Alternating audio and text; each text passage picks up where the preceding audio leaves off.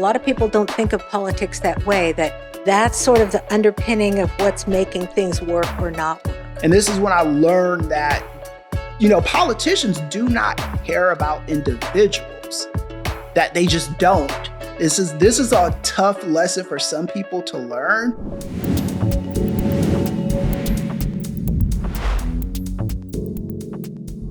Hi, everyone. Welcome to Navigating. Here at Navigating, we explore how people from all walks of life are finding their way through today's complex and changing world. Be sure to like, comment, and subscribe to Navigating on YouTube. You can also find Navigating on any of your favorite podcast platforms. My guest today is Kristoffer Ealy, who is currently a professor of political science at California State University, Fullerton. Kristoffer is a political analyst and podcaster with a PhD in organizational leadership. My first introduction to him was when I read his powerful Substack article about what's wrong with today's Democratic Party. Hey, Kristoffer, hi. Hey, Anita, hi. I'm just so happy that you made the journey to come here and be with me. It's really, really great. Oh, yeah, it's been cool being in the Bay Area. I haven't been here in probably 10 years. Oh, wow. Yeah. I haven't had any reason to travel up here. Patrice had family. My wife, she has family out here, but they moved to Texas. Oh, wow. So that changes everything. Well, yeah. I hope you have a great visit while you're here. Oh, yeah, it's been good so far. The weather's holding up until Wednesday when it starts raining. Oh, yeah, wow. I'm glad I'm missing that. Yeah. Anyway, let's start with you. You where did you grow up yourself? So it's a little complex, but not really. I grew up I was born in Inglewood, California, which is right, South Central. And then I was raised there up until about 12, 13, something like that. And then after the LA riots, my grandmother and my mom had enough of that. I come from a single family household as far as my dad passed away when he was like 19. He was shot. So they had just had it with all that uproar and violence in LA at that time. Then the riots happened, and it was like 92, and they're like, okay, we got to get the hell out of here. Where'd you go then? We went to Knoxville, Tennessee, which I hated at first. It wasn't if I had a choice of places to move, that wouldn't have been it. I never even heard of that place until they were like, well, this is where we're moving. Oh, and you were a teenager. There's nothing worse. Right, yeah. Pulling a teenager away from their friends. Yeah. And it was a little bit of an adjustment period. But once I got there, I made a lot of friends that I still talk to this day. Yeah, good. But I still, would come back to California like in summers and stuff like that. And when it was time to move back out here, I moved back out here. So I made a quick pit stop in the DMV area of Detroit, DC, Maryland, Virginia.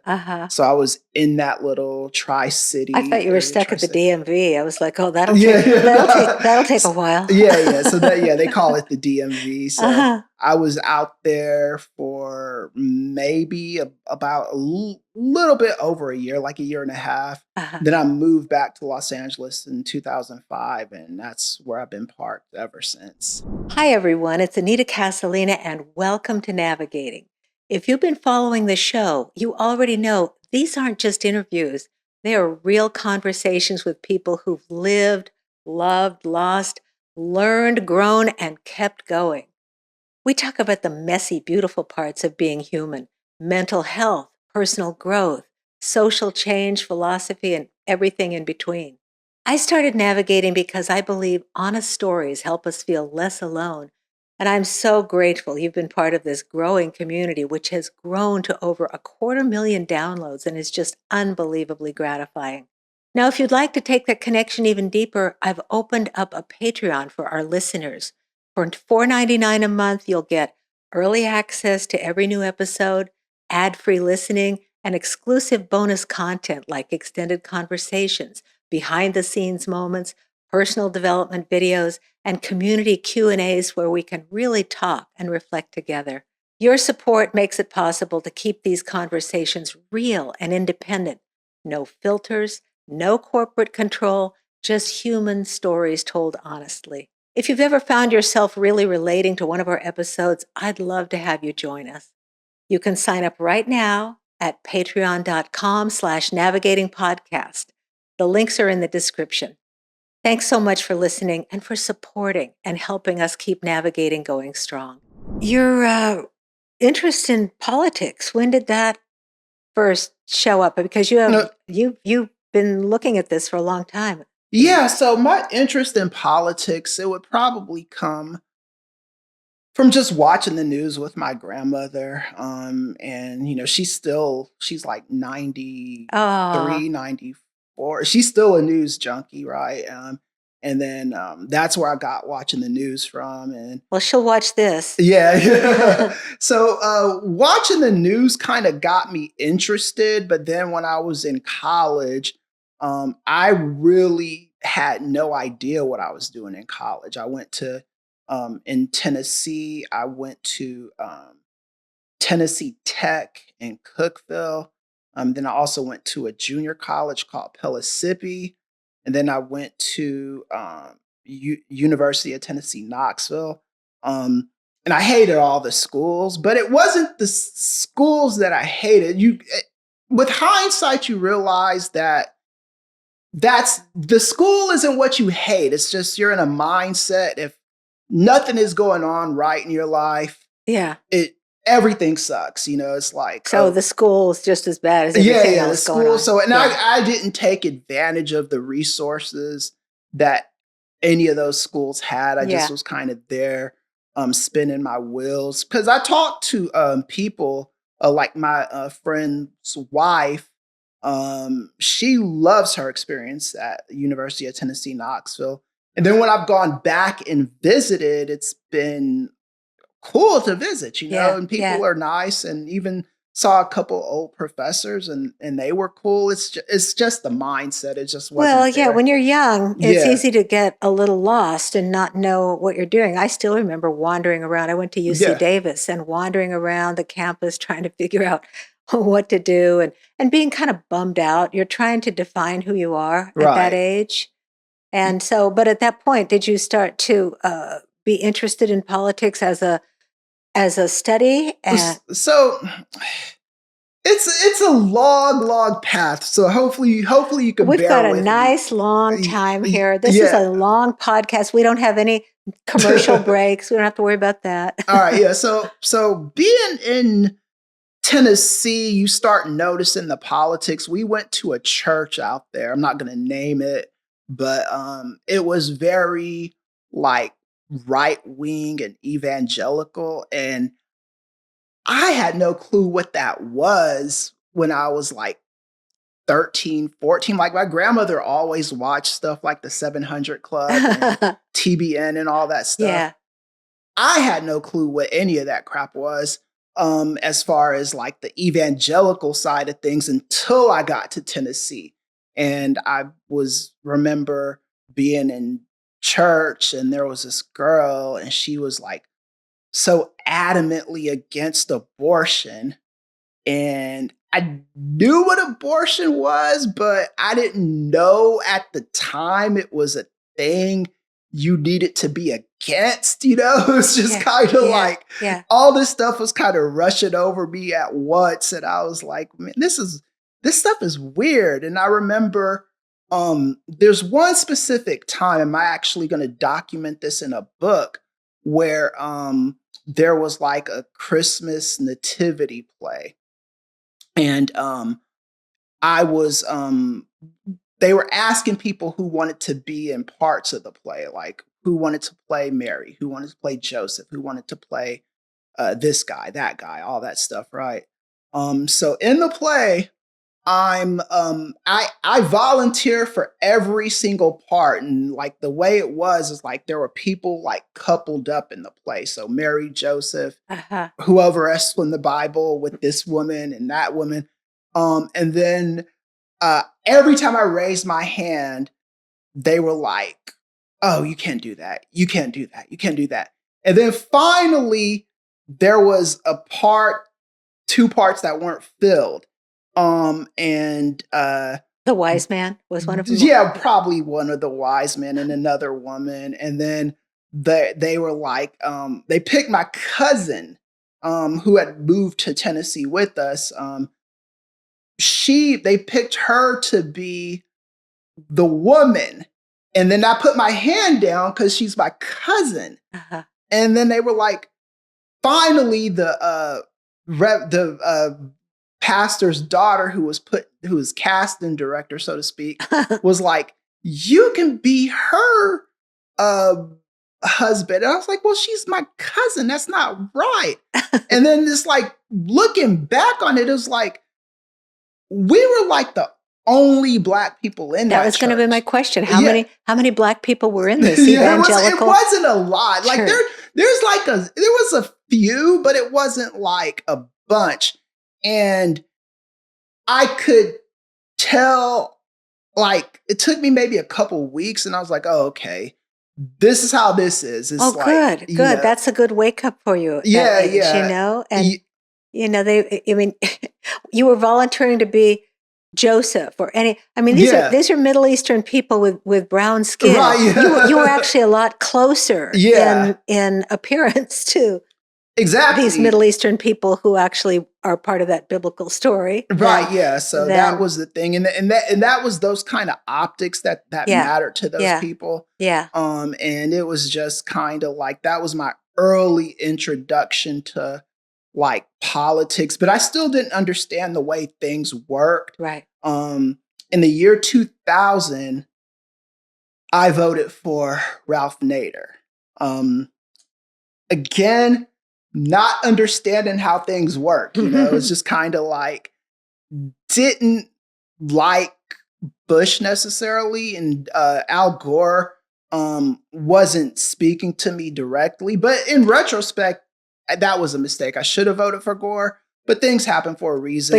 But what you just said, not speaking to you directly, that's still your argument about the Democrats today. Right. Yeah. I mean, there's so many things. There's so many things, but we'll get to that. We're still developing you as a political analyst. Yeah. So Tennessee was out there. And then you look at these like little microaggressions, like you don't notice them when you're in them so much. Yeah. But once you move out of it, it's like, oh, okay. The hindsight. That makes sense now. Right. Right. That girl's parents didn't like me because of that reason, or that was like, or sometimes the parents would like you. Uh-huh. But then if they thought you were getting too close to their daughter, it was like, that's not how we like you, you need to be. We want you to be a friend. Yeah. So this is a racial decision on their part as well. Is that correct? Yeah. Yes. And there were some, not every parent was like that. I want to preface it by saying that. There were some parents that were real, real cool.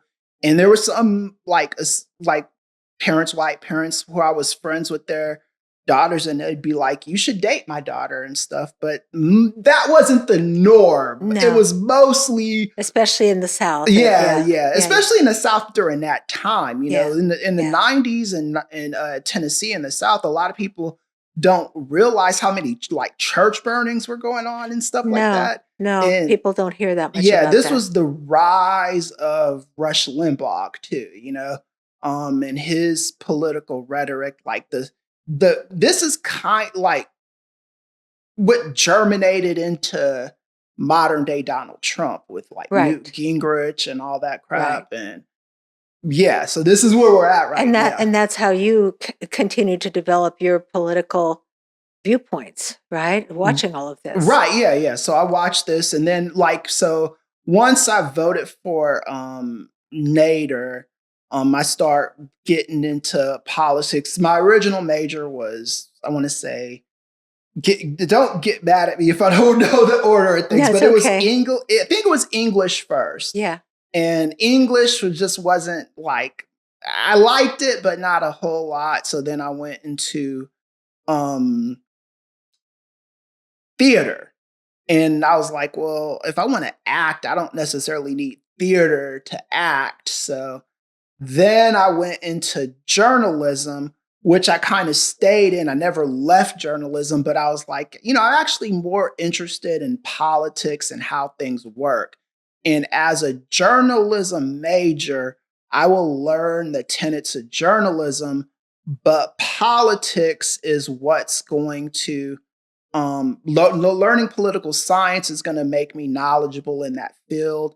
Learning systems, how systems work, systems theory, and then learning the psychology of it, which is where my thing is. Because I'm not one of those people that can like spout off like dates like a historian. Like I'm not Alan Lichtman or anything like that. I'm not someone that's just like, oh, 1975, blah blah blah, or No, yours is the theory of the yeah, fact that you keep saying what makes things work. right, I think yeah, that's really important. A lot of people don't think of politics that way, that's sort of the underpinning of what's making things work or not work. right. And that's the direction you took, and you ended up getting a PhD in organizational, what was it? Yeah, organizational leadership from Leadership. the Chicago School. And that was a story in and of itself because I never really imagined myself when I was younger getting a PhD. Like when I moved back to California in 2005, it was to be an actor,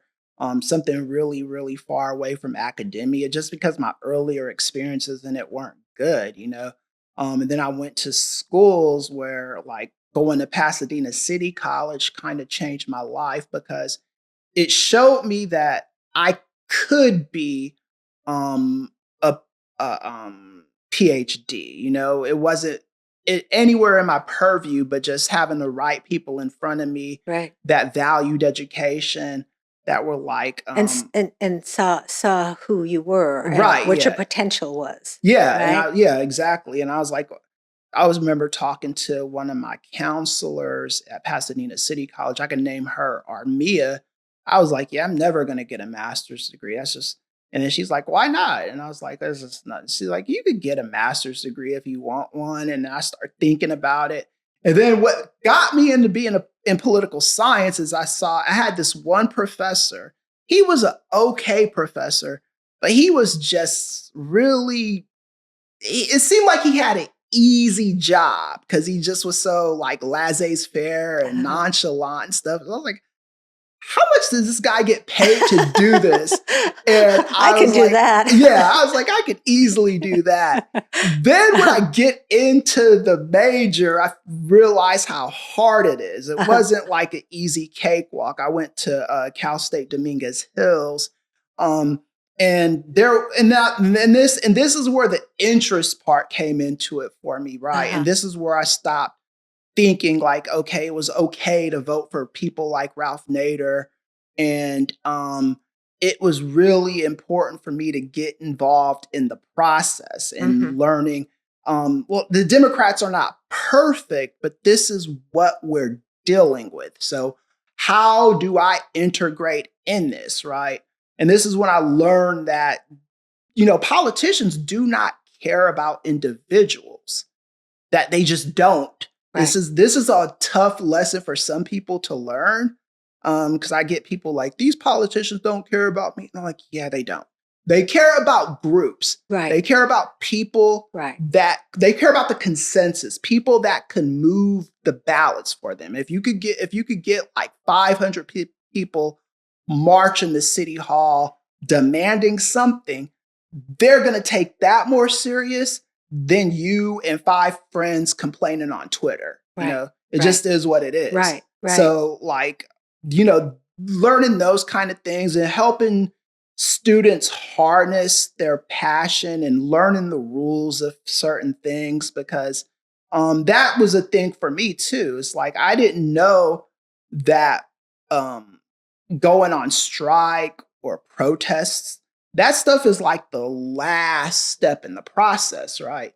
It's protesting is something that you do when every other avenue has exhausted itself. You keep reaching impasses. Nobody's coming to the table. So it's like, okay, we're protesting now, right? And that's when you form the coalition that they might Yeah. actually pay attention to. Yeah, that's exactly. You Right. form a coalition. You show that you have power. You can move people.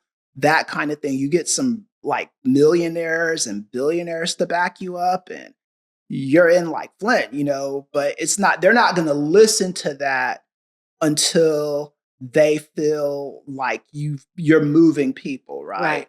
They want to be influenced by you, and politicians are always going to respond to the consensus before they respond to the individual, right? Or individuals, because Well, yeah, because they see the votes. The votes are either coming in or they're not coming in, right? Yeah, and when a huge group of votes might go a different way, that gets their attention.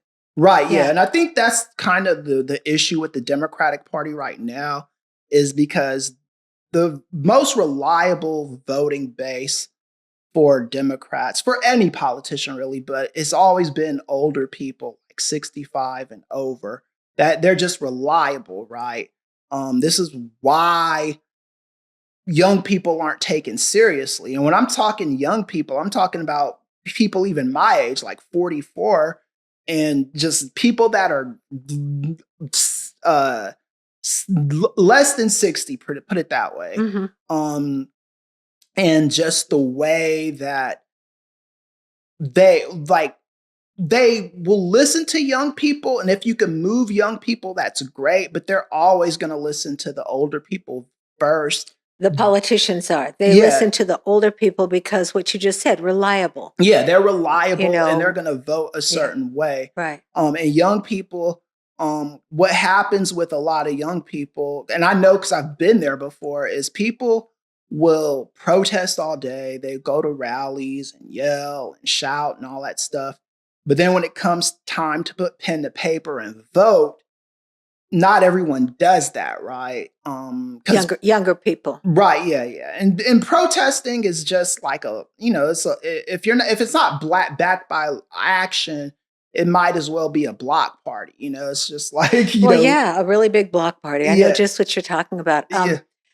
You have MS, and you've had that since what, your 30s, or when? I got diagnosed with that in 2005, and I was doing very well with that for like decades, And then all of a sudden, I had faculties were kind of coming and going. I'd have good days and bad days, and then once 2022 hit, I had a fall and didn't even know it was a brain bleed, and my balance never got back to what it was, because then it was always like bad days, and I just like, what's going on? My wife didn't know what was going on. I didn't know what was going on.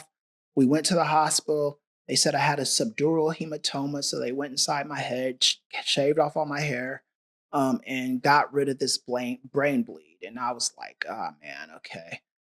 How do I do things? And now it's just kind of like, I'm still healing, and I do believe that I'm going to be able to walk without all these aids eventually. But right now it just is what it is. And it's an adjustment period. It's not easy. Like, I don't even like having my cane or anything like that on camera, just because well, you just knocked it down on the floor, so it's gone now. Oh, okay. Oh no, there it is. It's behind you. Yeah, that's not my. I don't usually like that kind of stuff, but it's one of those things. But it's where you are now in your life. It's the lot that I've been dealt with. And so being Black and disabled, do you find that there's additional discrimination from the disability that you? Yeah, so sometimes it depends on how sometimes people don't even know what they're saying. It's just kind of not the right thing to say. Like, I can be like, yo, I am super tired right now, and it's probably it's likely MS fatigue. And then someone else will be like, well, I'm tired too. And they don't understand that their definition of tired is not my definition of tie-in, Yeah, so it's kind yeah. of like explaining things like that. It's Or interesting. There's a tie-in with politics here too, in a way that yeah, it's about educating people. right, yeah. And then the people at Fullerton, I need to mention the schools I work at too. I work at Cal Fullerton, Uh-huh. also Ventura College, community college in Ventura, and Los Angeles Harbor College. If I don't mention them, they're going to think I'm They're going to be mad. yeah. So, but yeah, they all accommodate me the best way they can. Like Fullerton still gives me on-campus classes, but if I'm not feeling well, they have no problem with me moving stuff to online. And the students are great too. They understand like what I'm dealing with, and I've actually heard from a lot of people that tell me like, I forget you have a disability. Can I say that's why I forgot to talk about it? Yeah. Because we're sitting here talking about politics and sports and whatever.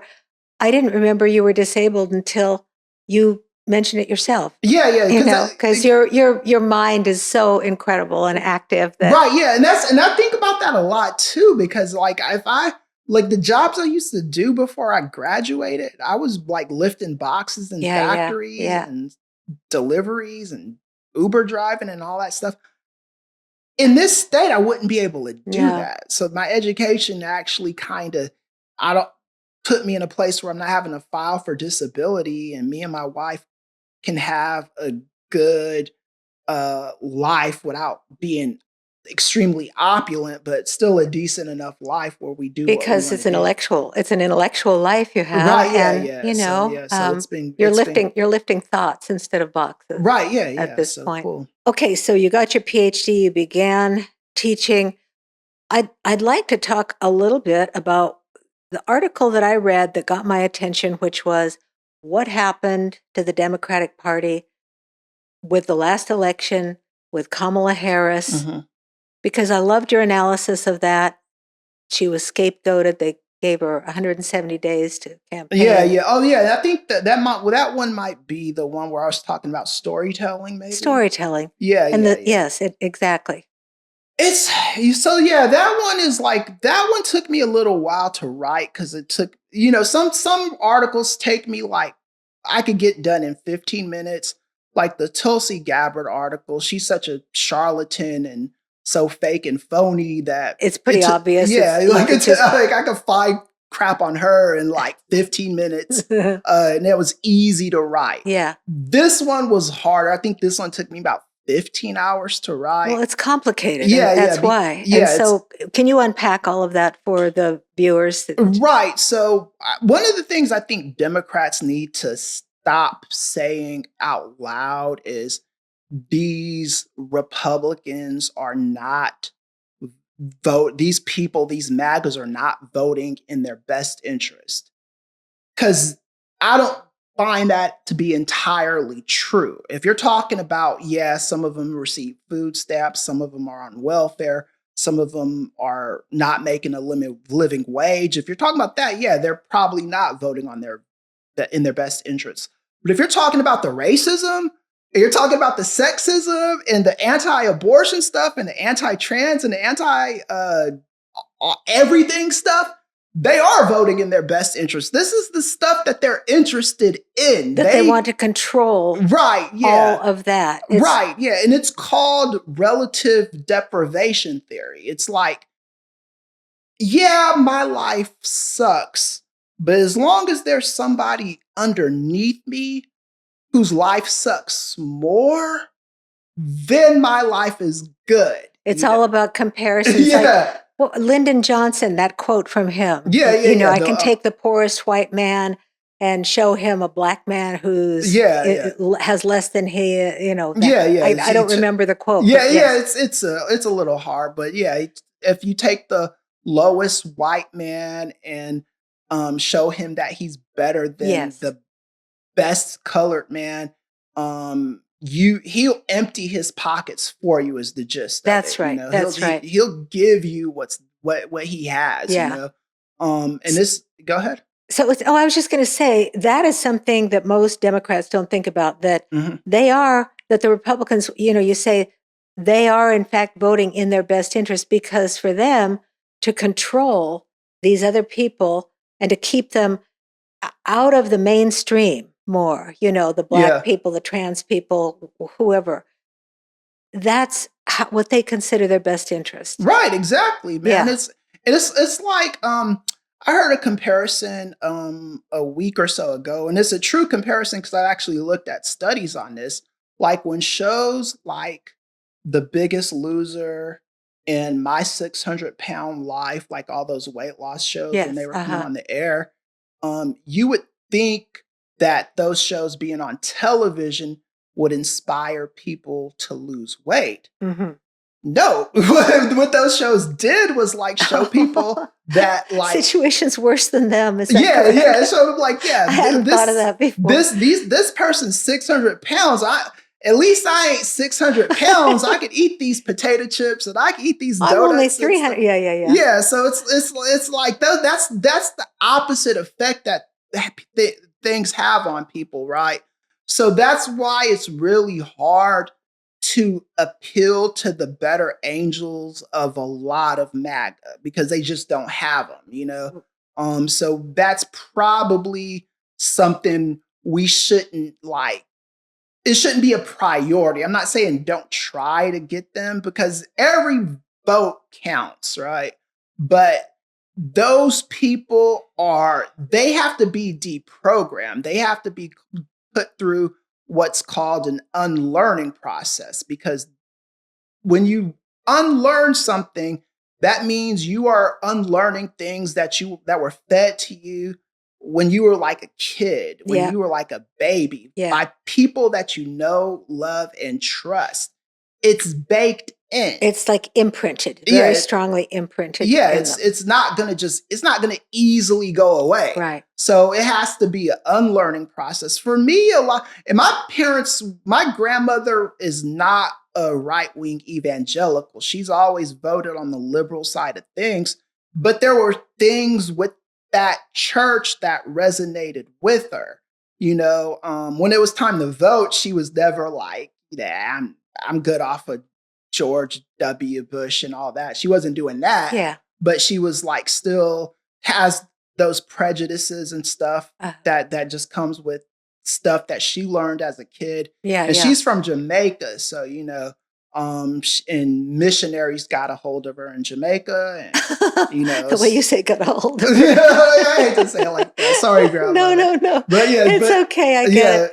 Well, so back to the 2024 election. Mm-hmm.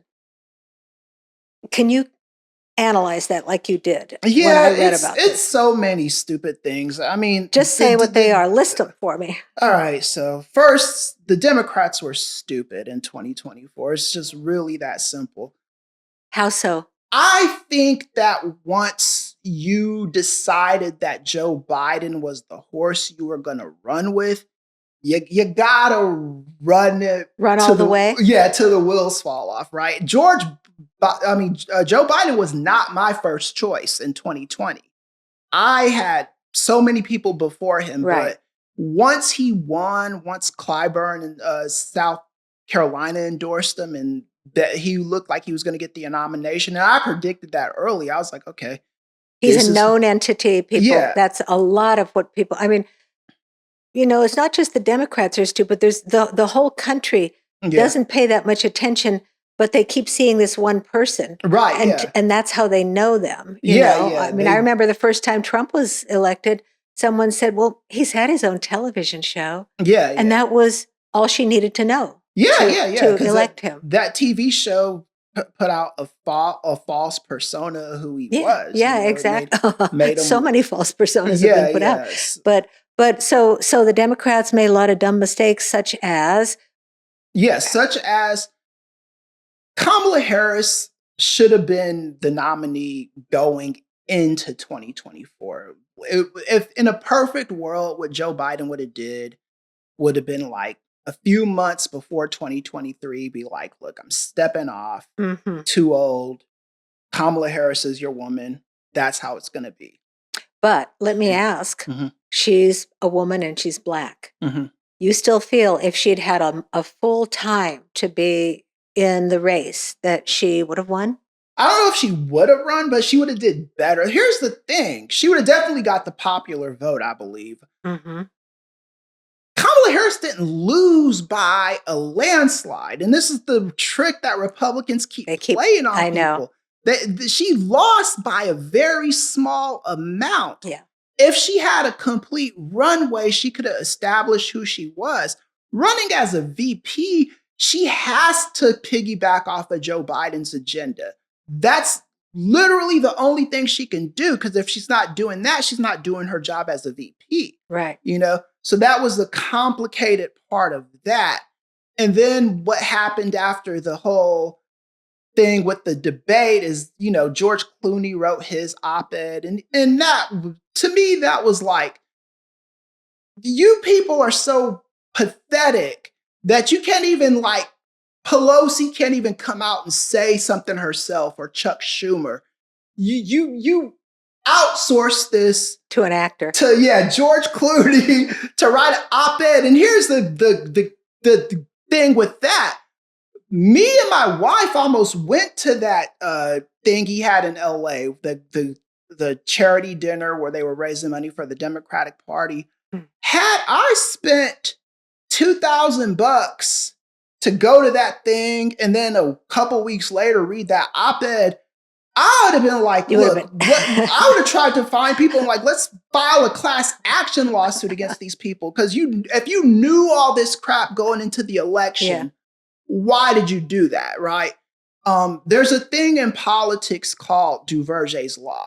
What is it called? Duverger's law. Duverger's law. Yeah. So what that means is in a two-party system, there's just going to be a winner and there's going to be a loser. It's like when you have first past the post voting, it's not made for any other system. It's first past the post means winner take all. Mm-hmm. It's only made for a two-party system, because even if with multiple parties, which we do have in the United States of America, technically we are a multi-party system, but we navigate towards the top two parties. That's the nature of compromise. That's Duverger's law.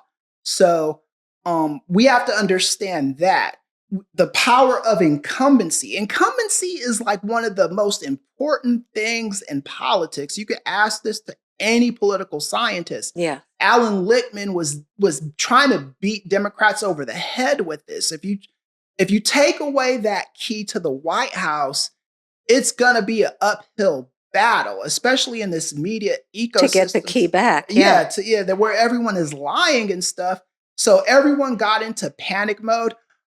I even heard Abby Phillip from CNN. She hosts that show, the News Night, where everybody's yelling at each other and nothing gets accomplished. But she hosts that show. And even she tried to kind of both sides the political landscape. She was like, well, Republicans are, I'm paraphrasing, but they're sycophantic for Trump and they're going to do what he wants. But even some Democrats were trying to lie about the debate and tell people that the public didn't see what they saw. And I'm over here thinking, I'm like, okay, where are these Democrats at that did that? I actually would have appreciated a Democrat coming out lying and doing that. None of them did that. They won that was like, you didn't see if anything, the only thing I saw from Democrats was overreaction, panic. The world was falling. Yeah. Like Olympus is falling. That's what I saw from the Democrats. It's like, but even her in that CNN both sides ecosystem can easily have this confabulated view of what happened. Like, Democrats were saying this. That's not true. Well, so what do you think would have happened if we'd had a primary? Because we didn't get a primary for Kamala. I think that would have been stupid too. Okay. I think a primary early on, if you made the decision in January. Early on, yes. Yeah, that would have been fine. But in January, those same Democrats that were panicking, were telling Joe Biden it was okay to run. Yep, All of yep, them yep, did it. yep. They could try to lie and say they weren't doing that, but they said that this is your guy.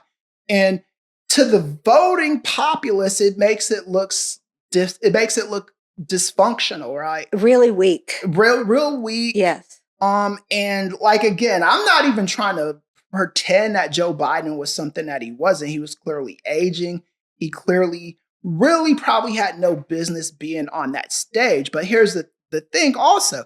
Had Joe Biden become president in, let's just say, worst case scenario, he died in office, Kamala Harris would have sworn in. Yeah. She would have taken his place and been just as good of a president. It's so many mistakes. I mean, I absolutely agree with you. And subsequent to that, they've all the Democrats have just gone silent. Would you like to talk about how silent they are about? Well, yeah, because they don't know what to do. They're all in disarray, like with this guy in New York. What's Mo? I'm blanking on his name right now. A guy running for mayor. Mandani, yeah. Zohan Mandani, yeah. So with him, it's like he's speaking a lot of populist stuff. Some of the stuff that he's saying is probably stuff he realistically can't implement. But he's speaking to people in a way that resonates with them. And this is the question that keeps coming up, that the Democrats speak from an ivory tower, or they speak too intellectually, or whatever. And you've probably seen the old guard mainstream Democrats have been really afraid of Mandani because of the way he's been. Yeah, like, and here's his first job is not anything to do with policy. His first job right now is to win an election. Right. Once he wins the election, it's going to be up to him to figure out how he's going to do this stuff, right? And he'll either be able to get all this stuff implemented, or he won't be, and his constituency will be either satisfied or they don't, or they're not going to be. But right now, the dumbest thing I think you could do as a Democrat is not back him. I think the best thing you could do is back him, because Cuomo has turned himself into a joke. Yeah. His brother has too. They both. What happened to the boys? It's really sad. I've wondered if Mandani, and how you feel about this, might be a harbinger for the future for the Democrats. Is there any chance of that? I know New York is a very unique environment. So. New York is a unique environment, but I think Mandani is setting the blueprint. Mandani? He's setting the blueprint for people like him, right? Okay. I'm not the biggest fan of populism, because in my point of view, what populism does is it reduces everything to a boogeyman. And there are just some things that involve infrastructure. Can you explain that to a boogeyman? Explain what that means. If you're a conservative, and you don't appreciate your lot in life, what conservatives tend to do, MAGA conservatives, what they tend to do is, especially if you listen to the manosphere, you're not getting the job you want because some Black person took it from you, or some immigrant took it from you, or you are not getting the woman that you want, or you're not getting laid because women are soft now. The incel group. Yeah, the incel group. The people that are like, it's not your fault that your life is messed up. It's everybody else's. Right. On the other end of that spectrum is like what Bernie Sanders does, is they reduce everything to billionaires. The billionaire class is taking stuff from you, and the billionaire class is doing this, and the billionaire class, billionaire. And that's one of the reasons why he doesn't pull that well with Black people, because when he says stuff like that, Black people that are getting messed over I'm sure billionaires have something to do with it. I'm not even saying that they but don't. it's not close enough to perceive. Yeah, right? that's not what we are seeing. What we're seeing is, getting discriminated against by like lower level things, like structural issues that populism does not deal with or does not address. And that's why I don't love populist messaging. But if you go win with one, you win with one, right? And so it looks like Zoran's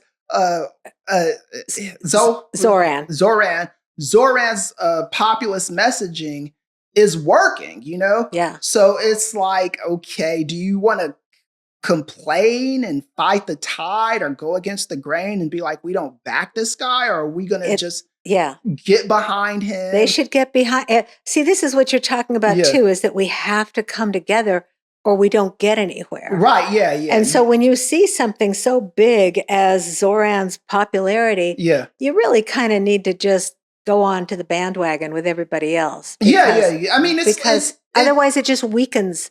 It weakens the message. And this is the problem I think Democrats have too. And I think you may agree that they're not quite sure what they believe in. They're really not. There isn't a platform. Yeah, they're really not, because, one of APAC money and all that stuff. Yeah. And then they also, a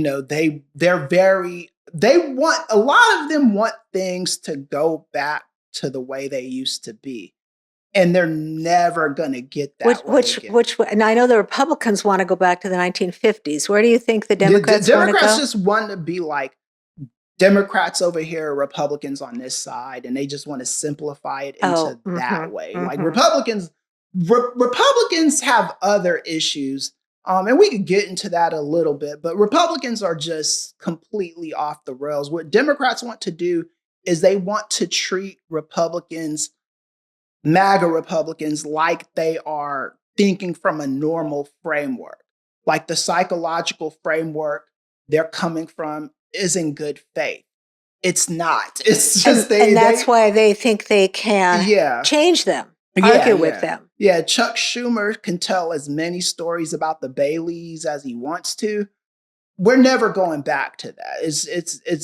They killed that process. What's the Baileys? So there was on this show last week tonight with John Oliver.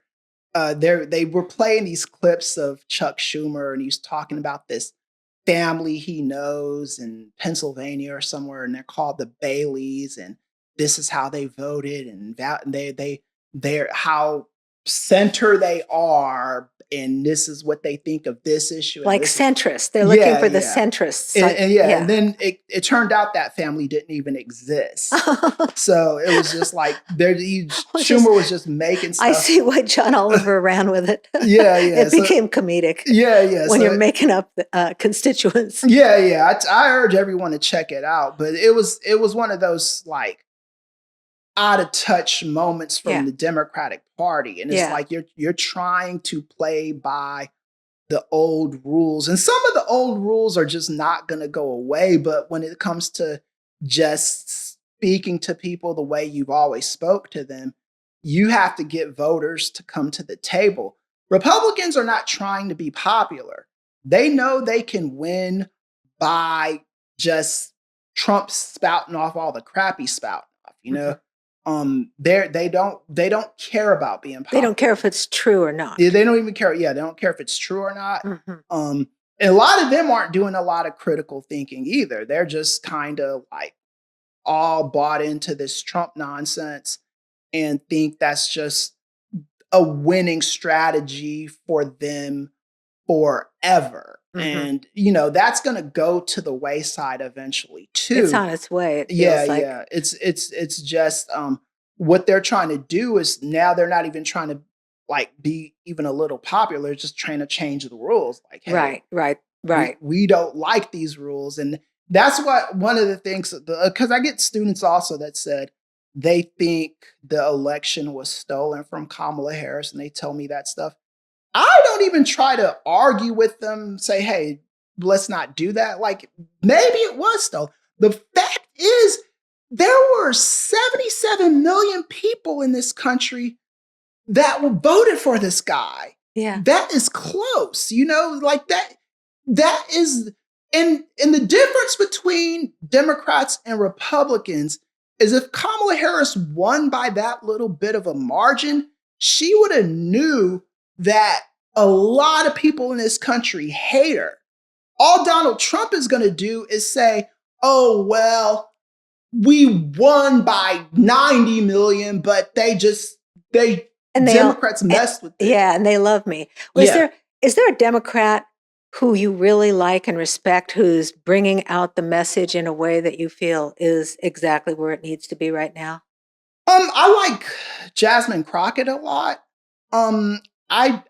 The thing is, I don't know. I think she speaks to her constituency. She does very clearly. Well. Yeah. Yeah. She speaks in that way that she speaks, like the Texas way of speaking. Yeah. Yeah. You know? And she raises money. She does. She raises a lot of money. Yeah. And I think that's kind of good. And there's certain lanes she doesn't go in also, you know. Mm-hmm. I think she's good at that. I like AOC. I think AOC, when she first got into Washington, she kind of came in with that democratic socialist attitude. And she still has a little bit of that, but she also understands now that there's just rules to this game that she's got to have to learn how to navigate around, you know? Yeah, yeah. And there are good people in the Democratic Party. It's just the problem with the party is there's too many different interests from different people, right? They need a really simple platform. Right, yeah. Don't they? I mean, like, yeah, because it's like AOC is one kind of politician, and then Alyssa Slotkin is another kind of politician. And people like, and I like Alyssa Slotkin fine, or Ari Emanuel. I don't like him, but you know, he's what he is. They think that speaking the way Republicans speak is somehow going to get them to the promised land, get us to the promised land. Like using the word woke as a pejorative. Like, in my opinion, it's like, why would you do that? It's like, this is what Republicans do. You're leaning on Republicans. See, that's just that they try to get into the slipstream of the Republican Party, and it's not going to work because they won't fit. Yeah, exactly. They just won't fit there. Yeah, and that's kind of my problem with when I heard Abby Phillips say Democrats are trying to make us think that we didn't see what we saw with Joe Biden, and I can't think of one Democrat that's even brave enough to try to say that. Yeah. No, see, Democrats shouldn't be lying. You know, that's the thing is that, you know, we just have to, I'll just start stumbling around here because it gets so frustrating some days. Yeah. So what do you think is going to happen in the midterms? The Democrats should win, but I think Prop 50 is going to pass in California. Seems like it. It just... What about the House, flipping the House? That's always easier than the Senate. It depends on what the Republicans are going to be able to get away with the gerrymandering. You know? Yeah. I mean, one thing that Gavin Newsom isn't always my cup of tea, but one thing that he said is 100% emphatically true. Y'all are asking me if I'm running for president in 2028. We got to get through 2026. I'm glad he said that. Yeah. It's the truth. One thing at a time. Yeah, one hurdle at a time. Because the thing is, if we win 2026, the Democrats win 2026, a lot of this stuff is going to be stopped cold dead in its tracks. We hope. All this pipe dream of changing everything. Yeah, changing the world. And Trump running for a third term is that would stop it will make it a lot harder. Do you think that the Epstein files are going to be the Achilles heel for the Republicans? Because that's tough to say, because I don't like, especially with this, I don't really know what to say because they're hiding them. So the way that they're hiding them and they're saying, well, Bill Clinton's in the files and Democrats are like, who cares? We still want the files. Makes me think that there might be some kind of smoking gun in them on Trump. Because why would you if Bill Clinton is the only one that's getting exposed in these things, why don't you just show them to everyone? Right. no Democrat's going to care that Bill Clinton gets exposed if he did that stuff. And a lot of Republicans have been asking for the Epstein files to be released. It's a sizable amount. Yeah. I mean, it's like, that's something they care about. Yeah, because that's a dream they've been sold on. They were told that there were these pizza parlors and all kinds of Democratic bad people doing bad things to children. And then when Trump wins, one of the things they wanted from him was to release those Epstein files, and he wins, and he's like, I don't know. Yeah, it's like plays that. That is going to mess with them. That's what I wondered, what you thought about that. Yeah, it's not like it's going to have zero effect. It's going to. I want to make sure we have time to talk about. I want to talk. I'm looking at my notes. I want to talk about Stephen A. also. Oh yeah. Do you think Stephen A. is possibly going the direction of Jason Whitlock? He's not going to go that far, is he? I don't. So and I guess we need to explain who that is. Yeah, so Stephen A. Smith, he is a sports journalist, popular sports journalist. I don't know. I've got friends that work at ESPN in Los Angeles and New York, and they do vouch for Stephen A. Smith. They say he's a good guy. He used to hang out in my studio when I owned the broadcast studio in San Francisco. I got to spend some time with him, and he was always really polite. And that's the thing I hear the most. He's very sweet. But I mean, he's playing games with politics, so should he? That's the question. Should he just stick in his lane with sports? I mean, if you're going to say the stupid stuff he's saying, yes, he should stick in his lane with sports. And if you're going to bring something educational to the table, then I don't believe in sticking in lanes. I believe in just studying up what you're saying. The stuff he was saying about Jasmine Crockett, like. Jasmine Crockett doesn't meet with Donald Trump. That's not her job. Donald Trump only meets with Chuck Schumer, Hakeem Jeffries, leaders in the party. Right. He's not meeting with Congress people. So I don't know where he got that from. He had a horrible political science professor, because if he was my political science student, he wouldn't say this stupid stuff. So you're right. He needs to be, everybody needs to be educated if they plan on leaving their lane. Yeah. And Jason, I mean, he always says he's a capitalist too. Who says that?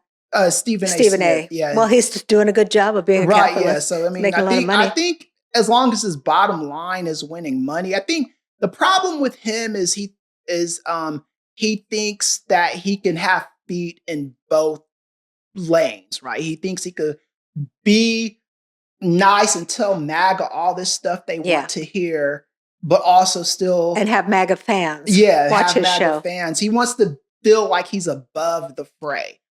Well, maybe I guess that's the reason I mentioned Jason Whitlock with Blaze Media, which is really. Well, Jason Whitlock's always been a clown. I've never liked that guy. What he does is he used to say, "Oh, I'm apolitical." And you always have to be careful of people that say they're apolitical, because he would always say that.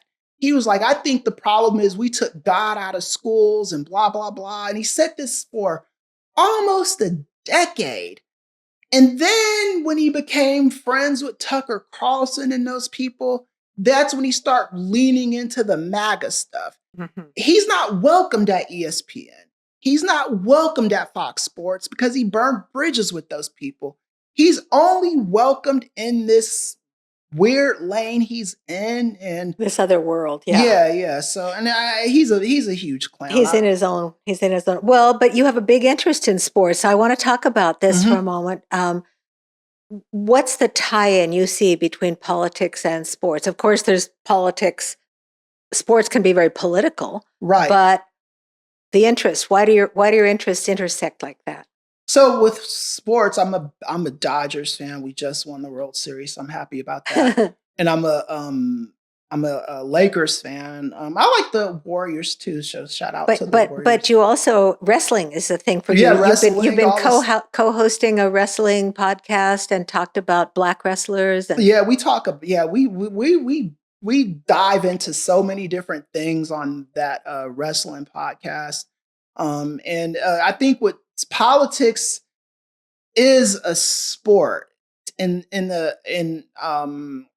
so it's a serious sport, but it's still kind of a sport, which, substitutes and people that are starters and people that are riding the bench and kind of knowing where to put people, knowing how the local government is not more important than federal government.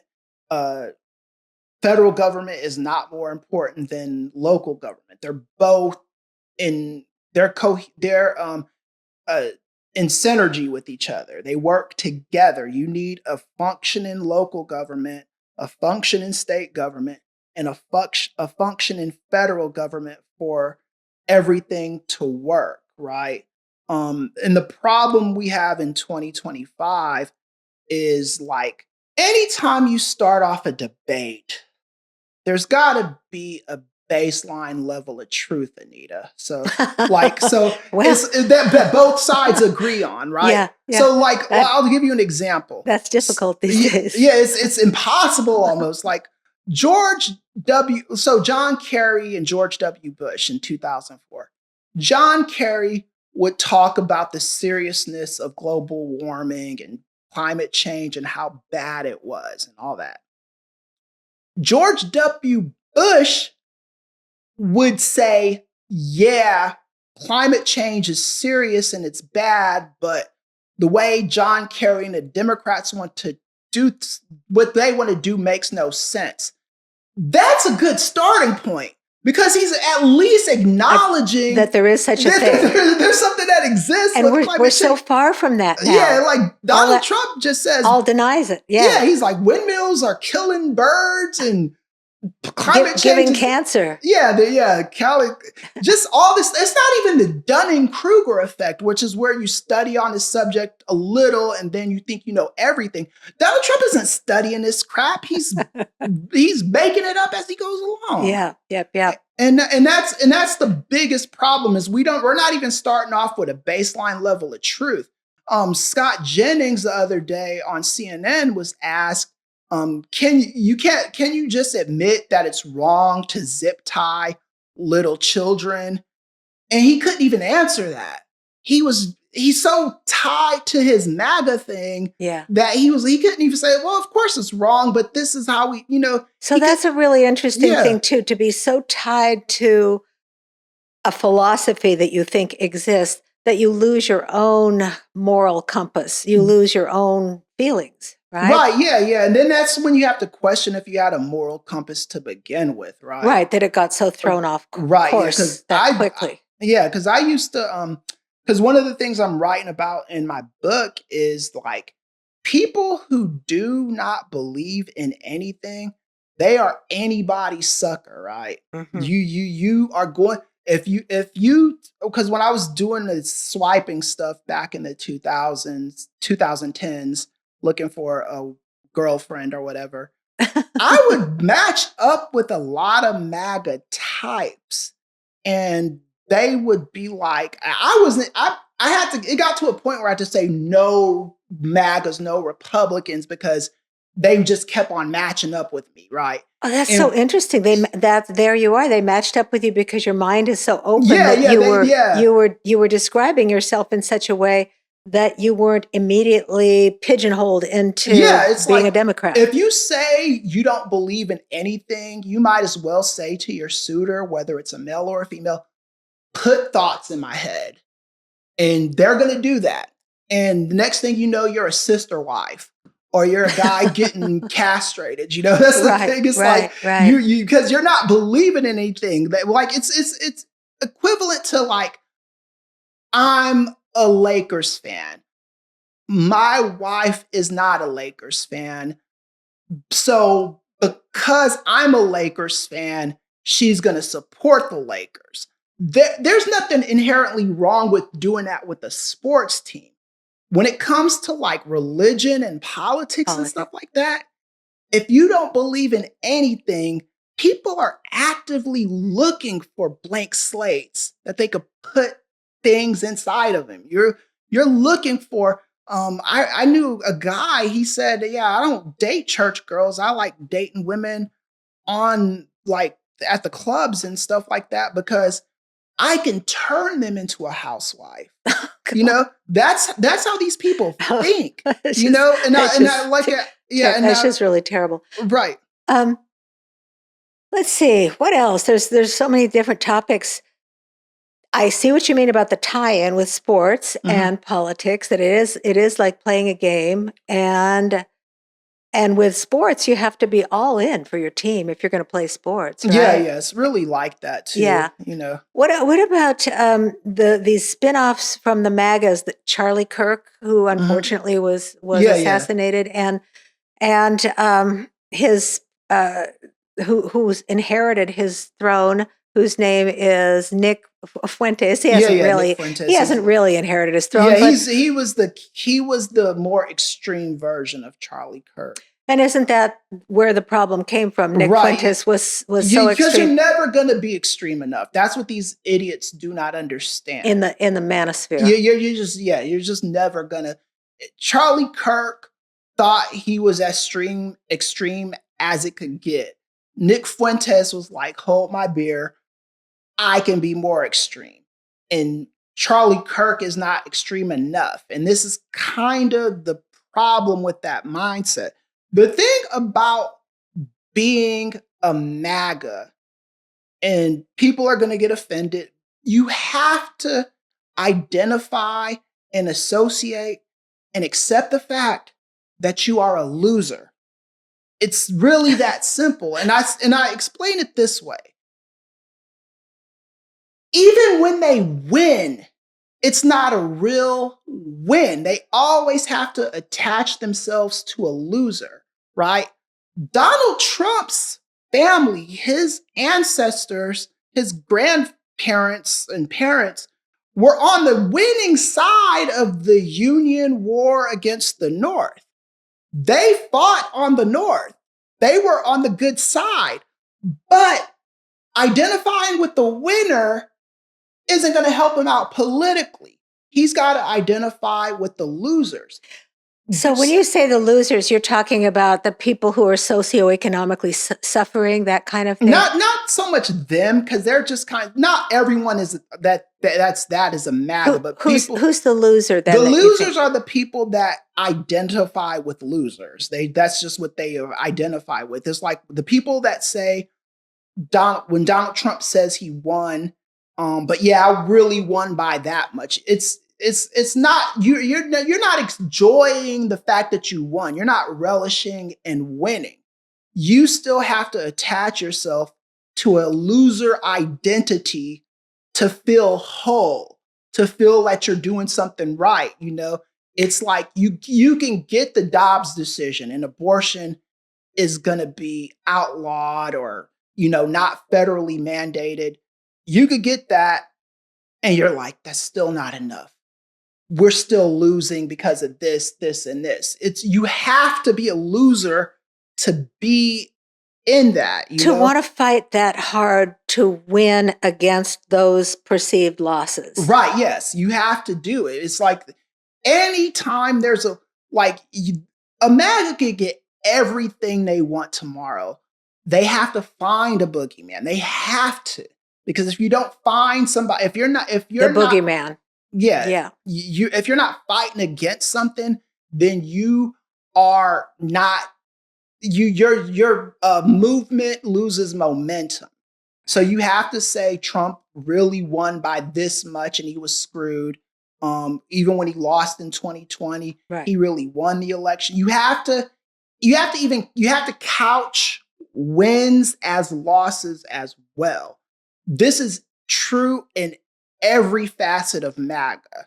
I challenge someone to show me where it's not true, and I can show you, you actually do have to identify with losing because that's just what you guys do. What should, so in closing here, what's your advice for Democrats moving forward? My advice to Democrats moving forward is to listen to your voters, listen to your constituency.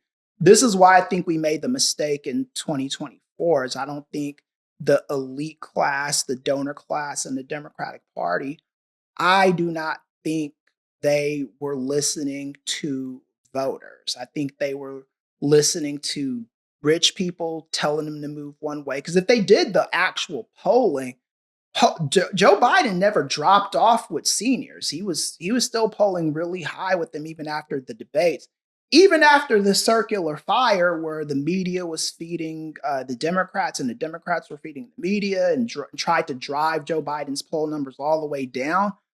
So just listen to your voters, hit the streets, talk to people. I think that will put you in the best shape for winning elections. And you can't really worry too much about what MAGA does. They're going to do what they're going to do. We have to worry about what's in our own house. And this is, if you are not just a Democrat, but if you are a person that cares about democracy, if you don't believe in state-run television or state-run media, this is what you have to do. This is what the moment calls for, Like with the I wrote this article on Fetterman where all these Philadelphia people were like, man, or Pennsylvania people, I feel so bad. I feel so duped and stupid for voting for John Fetterman and blah, blah, blah. And I'm like, don't feel bad about that because you did what the moment called you to do. Right. Because if you didn't vote for Fetterman, it would have been Dr. Oz.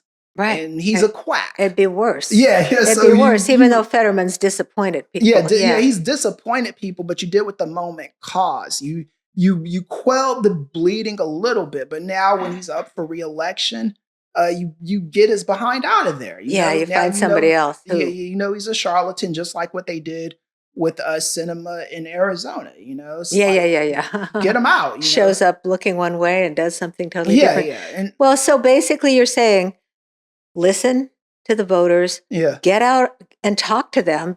Make sure that you're looking at them eye to eye as opposed to from up high looking down on them, which a lot of the elite Democrats do. And you're supposed to talk to people not so above their head where they feel like you're just talking down to them. You talk to them at a level where they want to reach up to you, where it's like what this guy is saying, what this woman is saying is interesting. Let me reach up to that to see. Learn more. Yeah, learn more how it makes sense. And I think Democrats lost that. They just don't do that right now, right? Well, we gotta do something about that. And thank you, Kristoffer. Thank you. Yeah. Really appreciate your time. Thank you for your time. I appreciate it.